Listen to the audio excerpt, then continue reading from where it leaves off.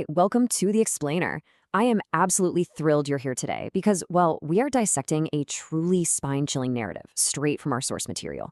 We're going to break down the dark, incredibly complex mystery of a haunted post office isolated deep in the jungle. And look, this isn't just your run-of-the-mill ghost story. It's a deeply layered investigation into revenge, cover-ups, and a completely unsolved crime from the past. So settle in, focus up, and let's unravel this massive supernatural puzzle together. So, this source material throws us right into the deep end with a terrifying midnight cold open. Picture this. A young woman named Vaidehi is sprinting through the pitch black dark, desperately fleeing from this predatory guy. Running out of options, she ducks into an isolated post office to hide. The man actually follows her inside, but instead of finding his prey, he steps into a completely empty room, except for a chair that just starts violently shaking all on its own. As he's watching this in total horror, a pen on a nearby desk stands straight up and literally writes a chilling note by itself. That note reads, "Your death has dragged you here." Before the guy can even think about running, an unseen force drags him back inside. The door slams shut and he is brutally killed, left outside with that exact same pen jammed right into his eyes. It is an incredibly intense start that instantly establishes just how brutal this entity actually is. Okay, let's dive into Section 1, the new postmaster and Nitin's arrival. So, the central piece of our narrative puzzle actually begins with our very reluctant protagonist. This is the new postmaster, Nitin, and he arrives at this desolate post office at 10 o'clock at night. He's already been warned by a local that this place is smacked right in the middle of a dense, silent jungle. And man, right away the isolation really sets in. He unlocks the door, and a total sensory nightmare just hits him. A massive swarm of bats fly right out. Then, as he tries to settle in, he starts hearing these disembodied, agonizing screams echoing through the halls, voices crying out, "Leave me! You can't stop me!" He scrambles to use the telephone to call for help, but the line is completely dead, just echoing the phrase, "Save me." He is totally trapped, zero connection to the outside world, just forced to cower in the corner of this terrifying building. Moving right along to Section 2, 3 Nights of Terror and the Escalation. So, things don't just stay creepy here, they escalate wildly. Let's trace the timeline of Nitin's first 3 days. On night 1, a terrified man covered in scratches runs to Nitin begging for help, only to be dragged into the pitch-black darkness by that invisible force. When Nitin finally finds him, the man has been entirely decapitated. Now, terrified of losing his cushy government job and, being framed for murder, Nitin actually secretly drags the body into the jungle and buries it. But it doesn't stop there. The very next night, another headless victim is found inside the post office. And on night 3, a third man is slaughtered in the exact same brutal fashion. Nitin is literally covering up a supernatural serial killer just to keep his day job. The source material reveals something huge here. All 3 of these dead men actually worked for a powerful and incredibly cruel local landlord named Takor. Which brings us to the absolute core mystery of our explainer. Who was this unseen force? And why on earth were they exclusively targeting Takor's men? It's the perfect question, right? It pivots our narrative from just pure horror into a gripping, supernatural murder investigation. Which takes us to Section 3, the bloody past secret and the tantrics reveal.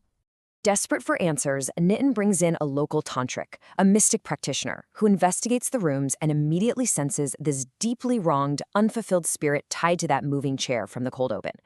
He reveals we have to look exactly 8 months into the past to make sense of this.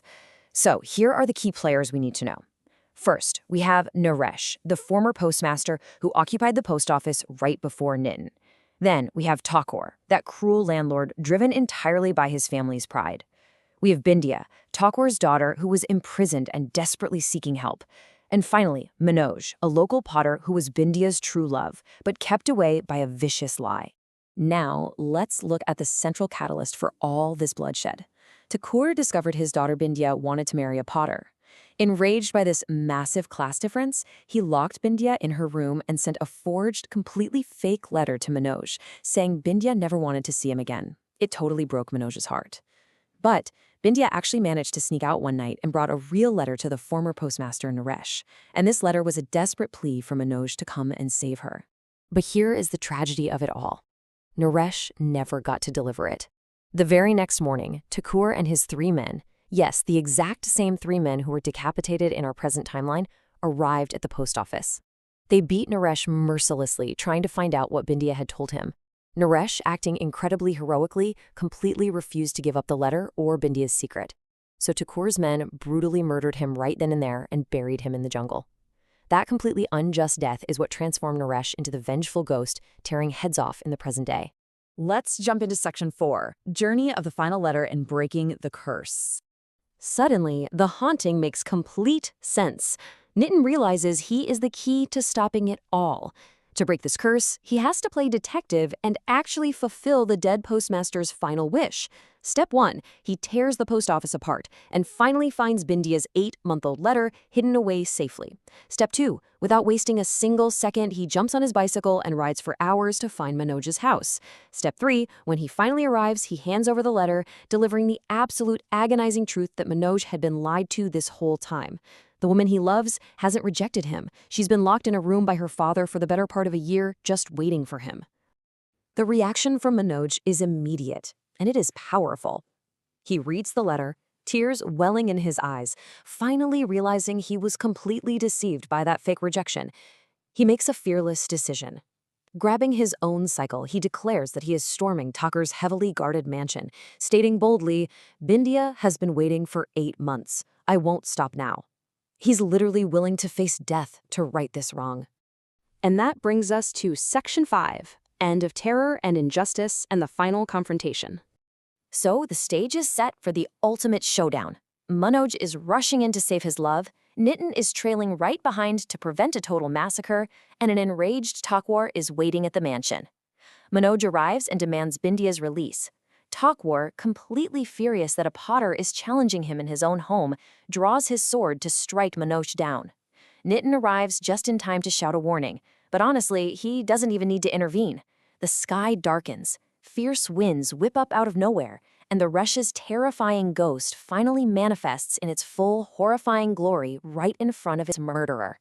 Seeing this supernatural nightmare up close, all of Thakur's remaining men just flee in absolute terror. So Thakur is left totally alone, completely paralyzed by fear. The ghost uses its telekinetic power to just easily knock Thakur's sword right out of his hand. The weapon flies up into the air, and in a swift, brutal strike of supernatural poetic justice, the sword comes down and decapitates Thakur. It perfectly wraps up the horror arc. The villain meets the exact, precise fate he forced upon all of his victims. Now, the crucial detail to remember here is the timeline. 8. After exactly 8 agonizing months of forced captivity, the locked door in the mansion miraculously swings open. Bindiya finally steps out into the light. Manoj and Bindiya see each other, tears streaming down their faces, and they finally embrace. They are reunited. And as they hold each other, Nitin looks on.